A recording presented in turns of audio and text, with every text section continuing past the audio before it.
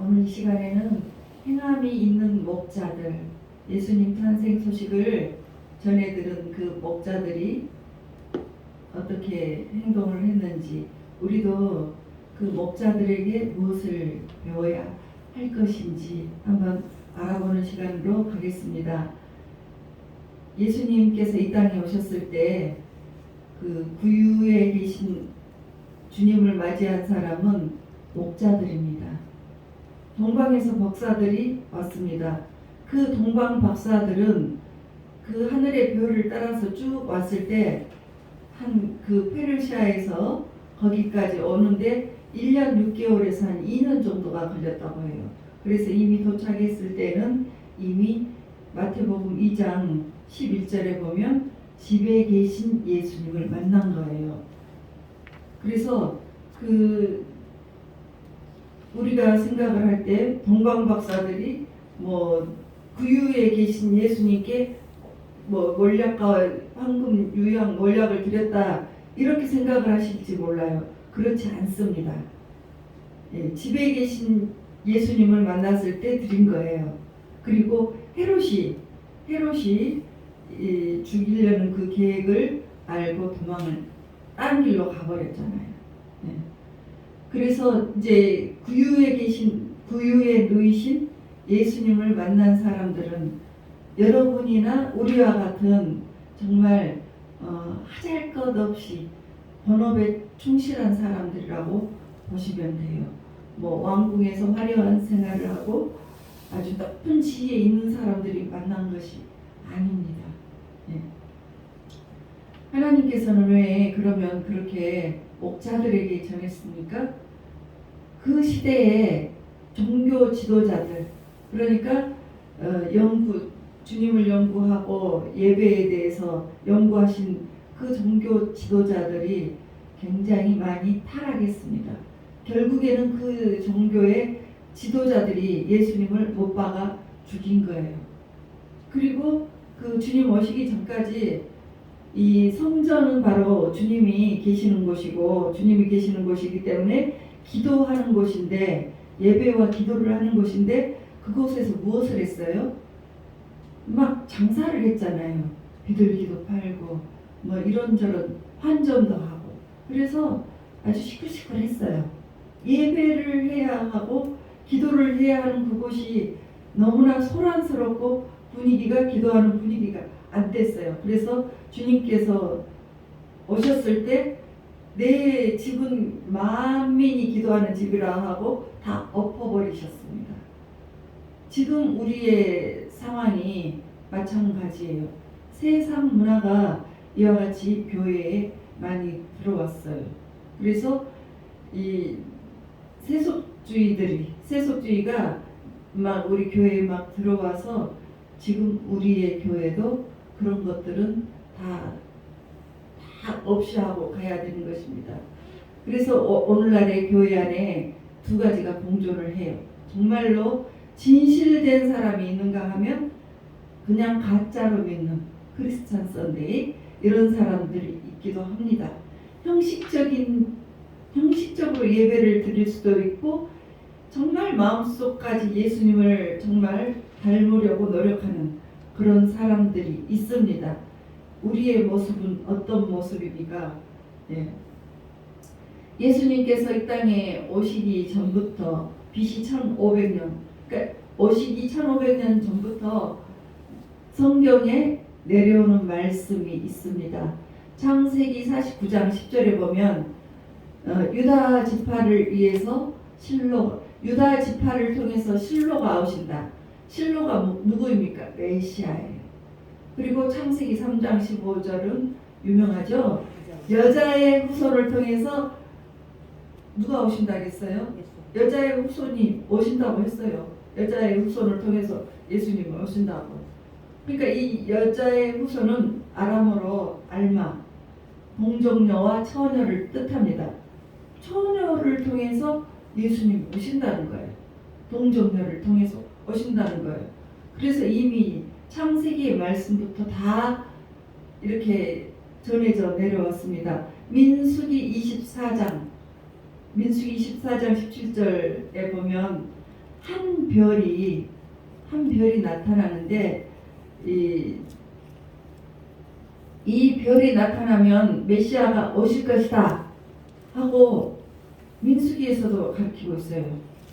그리고 이사야 7장 14절에 보면 처녀가 잉태하여 아들을 낳을 테니 아들을 낳으리다. 그 이름은 임마누엘.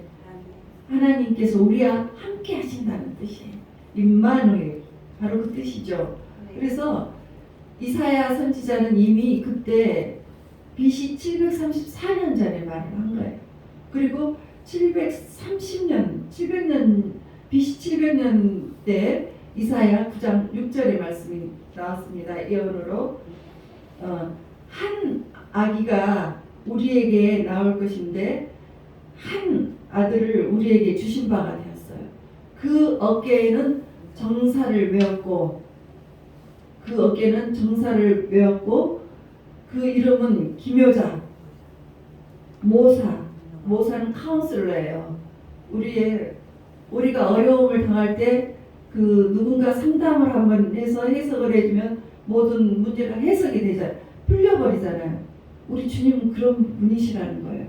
그리고 전능하신 하나님이에요. 못하실 것이 하나도 없어요. 한 가지만 못해요. 우리 주님이 한 가지만 못해요. 거짓말 못해요. 맞아요. 거짓말 한 가지만 못해요. 네. 그리고 이 영존하시는 하나님입니다. 영존하시는 아버지입니다. 영존이라는 것은 영원히 존재하신다는 거예요. 시작도 없고 끝도 없이 영원히 존재하신다는 거예요. 그리고 평강의 왕이십니다. 그래서 우리가 주님을 모시면 우리의 마음이 평강해지는 거예요. 평강의 왕이시기 때문에. BC 700년 전에 그렇게 예언을 했습니다. 이사야가. 그리고 미가서 5장 2절에 보면 메시아가 BC 700년경에 미가도 예언을 했습니다. 어디에서 태어나실 것이라는 것을 예언해요. 어디입니까? 베들레헴, 떡집이라는 뜻이죠. 베들레헴에서 태어날 것이다 하고 여러 선지자들 다 예언을 했습니다. 정말 이렇게 예언이 이루어지는 것은 우리 주님밖에 없으세요. 누가 1500년 전부터 예언을 해주셨는데 그것이 이루어집니까?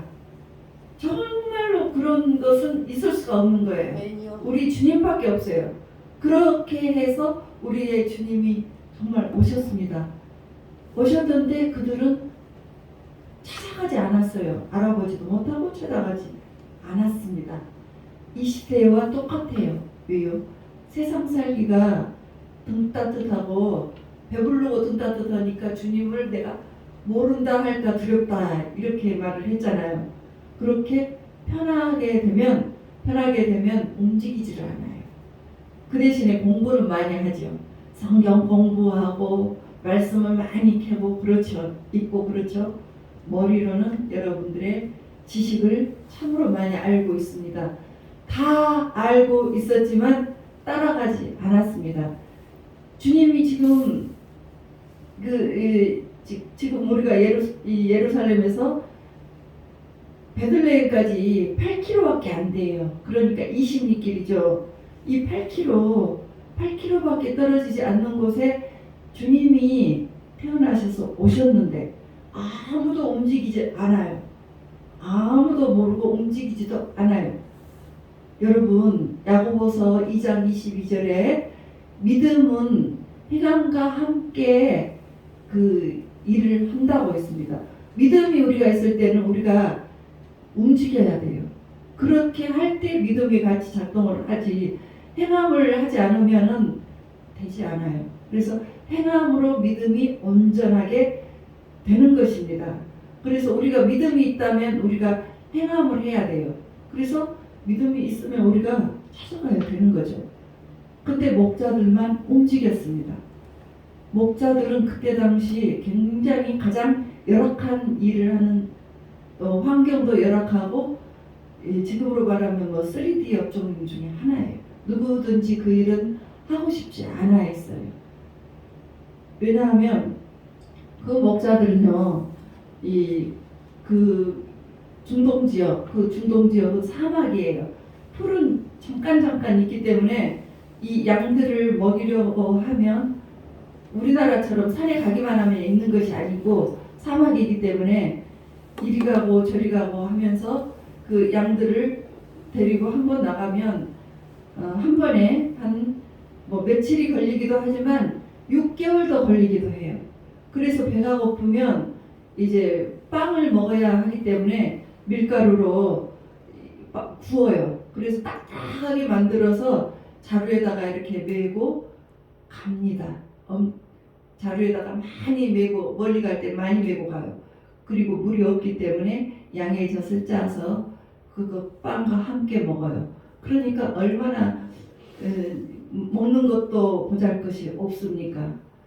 지금 우리나라는 먹을 것이 넘쳐나서 버리는 것이 더 많지 않습니까? 그런데 그렇게 일을 하면서 낮에는 사막의 기후가 낮에는 아주 뜨겁습니다. 발을 디딜 수도 없어요. 그런 폭염 속에서 있어야 하고 밤에는 또 영하로 내려간다고 해요. 영하의 추위 속에서 견뎌야 하는데 모래 폭풍이 한번 와버리면 다 모든 것이 덮어지더라고요. 그러니까 얼마나 나가면은 살아서 돌아올지 죽어서 돌아올지 알 수 없는 그런 환경인데 그 모래바람을 뒤집어 쓰면서 그런 일들을 하려고 누가 하겠습니까? 그러니까 아주 열악한 일을 하는 사람들이 목동들이에요. 그런 사람들에게 천사들이 찾아갔습니다. 누가복음 2장 8절을 보면 목자들이 밤에 한밤중에 가요. 깊은 밤을 뜻합니다. 밖에서 자기 양떼를 지키고 있는 목자들에게 천사들이 찾아갑니다. 그리고 예수님 탄생의 기쁜 소식을 알려주었습니다. 그들은 그 환경을 보면 너무나 열악하지만 내 주어진 일을 불평하지 않고 불만하지 않고 책임을 묵묵히 다 하고 있는 사람들이었어요. 그런 사람들에게 주님께서 천사들을 보내셨습니다. 그 사람들이 성탄의 기쁜 소식을 가장 먼저 듣게 되었습니다. 여러분도 지금 현재 처한 자리가 어렵고 힘든 자리일 수가 있어요. 그렇지만 여러분들이 무명의 사람이고 열악한 환경에서 여러분들이 사신다고 해도 그 믿음의 자리를 잘 지키고 계시면 여러분들이 바로 이 시대의 목자들과 같은 사람이 된 것입니다. 성경 말씀에 보면 내 처해진 환경에서 굉장히 지금 어려운 환경에 처해져 있는데 하나님께서 그 사람을 부르시고 그 사람을 지도자로 왕으로 세우신 경우가 있습니다. 그러니까 내 주어진 환경 탓하지 마세요.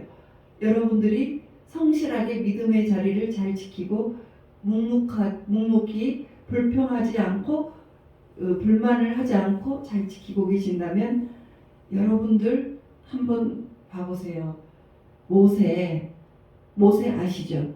모세가 출애굽기 3장 2절에 이드로의 양을 치고 있습니다. 이드로는 누구예요? 모세의 장인입니다. 모세의 장인의 양을 치고 있는데 그 나이가 80이에요. 80인데 장인의 양을 치고 있어요. 자기가 가진 재산이 없는 거예요. 그렇게 했을 때 하나님께서 발탁을 하시죠.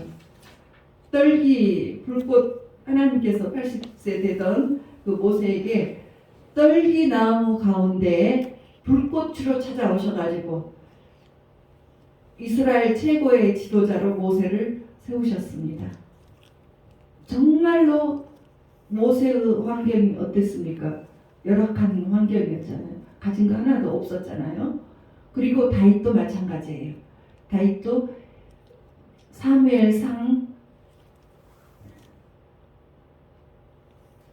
다윗도 마찬가지로 이제 아버지의 양을 치고 있었습니다. 그 아버지의 양을 칠 때 엘라에서부터 베들레헴까지 23km예요. 그러니까 우리가 4km가 심리였잖아요. 옛날에 우리 심리도 못 가서 뭐 발병 난다 이런 말들 뭐 노래들이 있었잖아요. 그 심리 23km면은 4, 6, 24 그러니까 약 62길 조금 못 되는 그 길을 날마다 이제 왕래를 하면서 양을 쳤어요. 그 길을 왔다 갔다 하면서 아버지의 양을 치고 있을 때 하나님께서 다윗을 왕으로 발탁을 하십니다. 여러분, 여러분의 상황이 지금 힘들고 어려운 상황이십니까? 힘들고 어려웠고 세상 사람들이 나를 우습게 알아도 우리의 마음속에 예수님이 계시면 여러분들이 바로 목동들이 되는 것입니다. 네. 그런 여러분들에게 찾아오시는 거예요, 천사가. 그래서 누가복음 2장 9절에서부터 11절 천사가 와서 기쁨 좋은 소식을 알려줍니다. 야, 오늘 다윗의 동네에 너희를 위하여 구주가 나셨으니 곧 주시니라, 그리스도 주시니라 하고 알려줍니다. 그래서 이것을 그 표적으로 알고 그것을 표적이 보이면 빨리 가서 전해라 이랬습니다. 강보에 쌓여 구유에 누워 있는 아기를 보면 그것이 표적이 된다. 그래서 천사들이 그 소식을 천사의 말을 듣고 깊은 밤인데 정말 피곤한데도 그냥 자지 않고 막 달려갔습니다. 빨리 갔습니다. 누가복음 2장 16절에서 17절 보면 빨리 갔어요. 빨리 가서 그 기쁨의 좋은 소식을 알렸습니다. 그리고 그 소식을 알려서 이제 그 목동들이 그 소식을 알렸죠. 그래서 우리가 이 말씀을 듣는 순간 결단을 빨리 하고 그런 사람에게 하나님께서는 그들을 높여서 쓰십니다. 마태복음 4장 19절 마태복음 4장 19절에 보면 베드로와 안드레에게 너희는 나를 따라오너라. 예수님께서 너희는 나를 따라오라. 그럴 때 바로 따라왔어요. 그렇죠? 또 마태복음 4장 22절과 21절과 22절을 보면 야고보와 요한이 나옵니다. 야고보와 요한에게도 어떻게 했습니까? 주님께서 따라오라. 부르실 때 그냥 따라왔어요. 그리고 마태에게도 마태복음 9장 9절에 마태에게도 따라오라 하니까 바로 따라왔습니다. 열왕기상 19장 21절에 보면 엘리사가 농사꾼이었는데 엘리야가 따라오라 하니까 농기구를 불살라버리고 바로 따라갔습니다. 말씀을 듣는 지금 이 순간 여러분들도 바로 결단할 수 있는 믿음이 있어야 합니다. 지금 여러분에게 어떤 마음이 왔습니까? 예배를 열심히 잘 드리고 싶다 이런 결단이 왔습니까? 열심히 잘 드리세요. 이것이 바로 여러분들을 이렇게 결단하게 하는 말씀을 행하게 하는 그 믿음인 거예요. 기도해야 되겠다 하는 생각이 왔습니까? 지금 내년에 가기 전에 올해가 다 가기 전에 기도를 한번 열심히 해야 되겠다. 이런 생각이 왔을 때 기도를 하십시오. 그런 생각이 왔을 때 하는 것은 성령이 주시는 생각이에요. 사단마귀 악령은 자꾸 이 마음을 흐트려요. 조금만 기다렸다가 다음에 갈까? 이런 생각을 하게 만들어요. 다음에 기도할까? 그렇지만 우리가 기도를 하려고 하면 주님께서 우리에게 그런 마음을 주시기 때문에 우리가 그런 마음을 갖게 되는 거예요. 왜 그런 마음이 오냐면 여러분의 앞길에 어떤 시험이 혹시 있을지 몰라요. 그런 시험이 찾아올 것이다. 그러면 주님께서 나는 모르지만 주님께서 이 마음에 기도를 해야 되겠다 하는 그 간절한 마음을 주시는 거예요. 그래서 감동을 주실 때 기도를 하게 되죠. 그러면 나에게 어떤 시험이 그냥 떠나가 버리는 거예요. 우리가 그 기도를 미리서 하면 그 시험은 멀리 가버리는 것입니다. 그래서 누가복음 2장 16절과 17절에 목동들이 구유에 누이신 예수님을 보았습니다. 막 태어난 그 구유에 누이신 아기와 요셉과 마리아만 있습니다. 그 상황이 그 고대광실 따뜻한 방에서 있는 것도 아니고 너무나 초라한 상황입니다. 그런데 그 상황에서 누가복음 2장 20절에 보면 오히려 그 목동들은 하나님께 영광을 돌리고 찬송을 했습니다. 사랑하는 우리 주영강 성도 여러분, 주님이 지금 어디에 계시고 있습니까?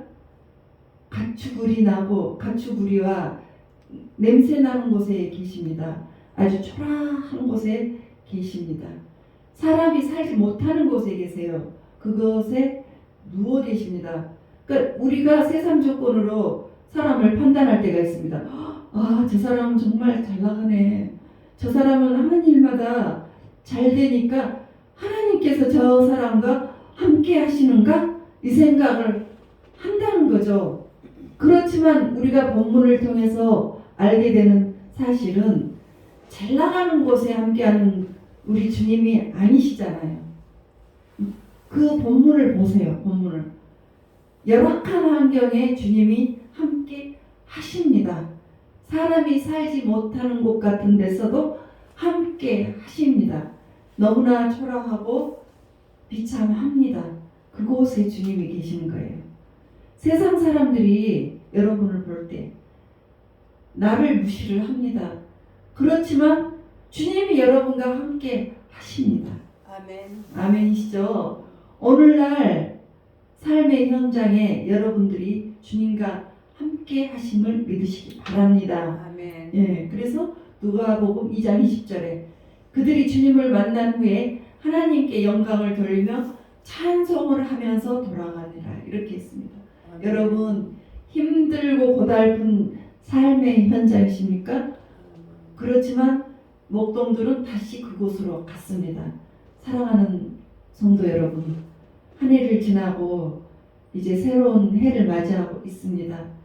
여러분들의 감동이 어떤 감동이었습니까? 예배에 대한 감동이었습니까? 기도에 대한 감동이었습니까? 즉시 실천을 하시기 바랍니다. 그리고 여러분들의 삶이 고달플지라도 목동들에게 찾아가신 그 주님께서 목동들에게 보내신 그 천사를 하실 주님께서 그렇게 어려운 곳으로 함께 하신 것을 생각을 하면 여러분들도 마찬가지인 것입니다. 고달픈 자리이지만 주님은 여러분과 함께 하시는 것입니다. 아멘. 그래서 우리는 믿음의 자리로 돌아가시고 그 어려운 그 고달픈 자리로 돌아가신다고 하실 때도 하나님께서 그 자리를 지켜가시는 여러분에게 함께 하십니다. 아멘. 반드시 하나님께서는 우리의 영광을 받으시고 우리는 또 그분을 위해서 찬송을 하게 될 것입니다. 아멘. 여러분의 범사 위에 기쁨이 환경을 보시지 말고 믿음 속에서 기쁨을 갖는 여러분들이 되시기를 주 예수 그리스도 이름으로 축복합니다. 아멘.